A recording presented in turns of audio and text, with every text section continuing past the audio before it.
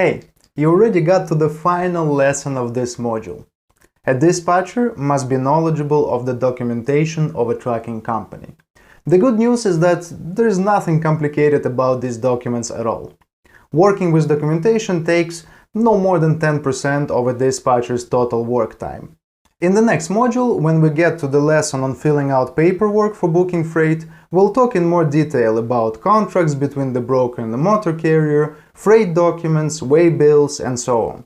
In order for you to understand perfectly what we're talking about in that future lesson, we're going to take a quick look at the documents that every trucking company is required to have. These are the very documents that you will get from your new customer or employer when you start working with them. First of all, any trucker who owns a 10,000 pounds truck or larger and wants to transport freight between US states is required to have a DOT number and an MC number. The DOT number is a unique identification of the motor carrier registration with the US Department of Transportation.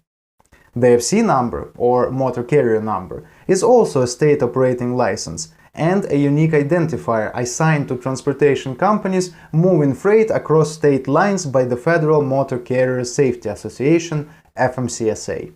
Both the DOT number and the MC number can be found in a single document, called the MC certificate. This is a federal document that certifies a trucking company's compliance with the Code of Federal Regulations.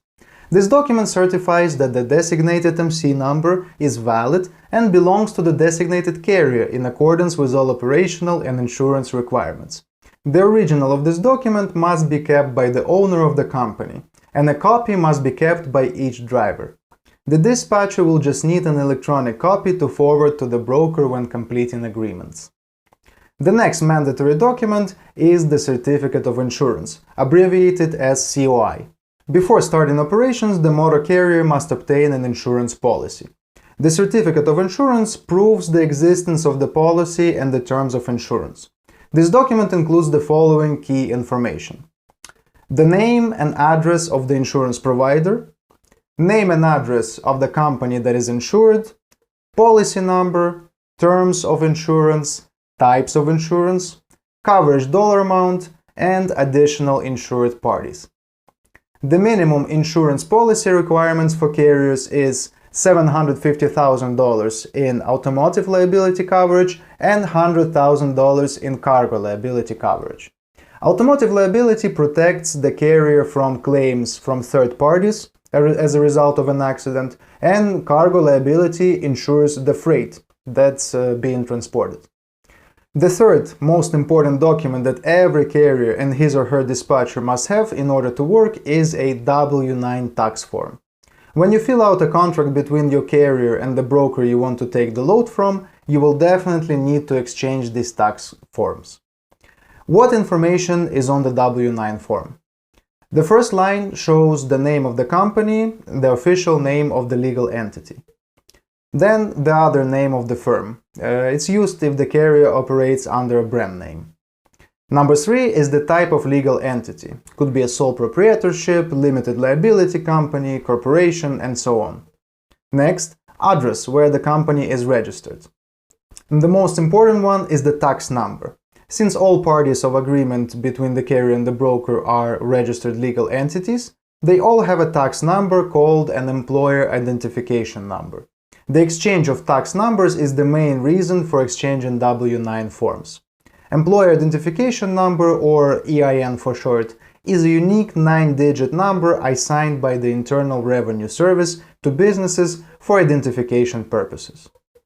You as a dispatcher don't have to fill out these documents. Just like the MC certificate and certificate of insurance, you will receive these documents from the carrier before starting the operation, and you will use them for booking freight. It's as simple as that. But there is one more document we need to talk about today. But before we do, a little preface. In the trucking industry, according to standard payment terms, the carrier is paid by freight broker for the services rendered up to 30 days after the load has been delivered and invoice had been submitted to the broker. 30 days! This is a rather controversial practice because carriers need to pay for fuel and pay the drivers in advance. They need to incur all the risks associated with transporting, and then they have to wait a whole month to get paid. But, as the song goes, it is what it is. Not every small carrier has so much operating funds to wait for all the payments. This phenomenon has created a huge demand in this industry for the services of factoring companies. Essentially, factoring companies are banks that buy accounts receivables from carriers. They pay the money up front and then themselves wait for the delayed payment from the broker. In simple terms, they pay the carrier, take a small percentage, and then wait those 30 days for payment from the broker themselves. Kind of like a quick loan. If the motor carrier you're working with uses a factoring company, the broker you sign a contract with should be aware of this because he will have to pay to the factoring company and not the carrier directly. That's why a document confirming the relationship with the factoring company is also on the list of required documents that you should have with you before starting to work with each new carrier. Such a document is called Notice of Assignment, or NOA for short. A notice of assignment is a document used to inform debtors that a third party has bought their debt. So, that's it. All we have to do is to summarize. We've learned about 3 major documents which every carrier must have and must make available to their dispatcher in the form of an electronic copy. MC certificate, certificate of insurance, and a W-9 tax form. Plus Notice of Assignment, the 4th document you need if your carrier cooperates with a factoring company. Samples of these documents are made available for your review in the materials attached to this module.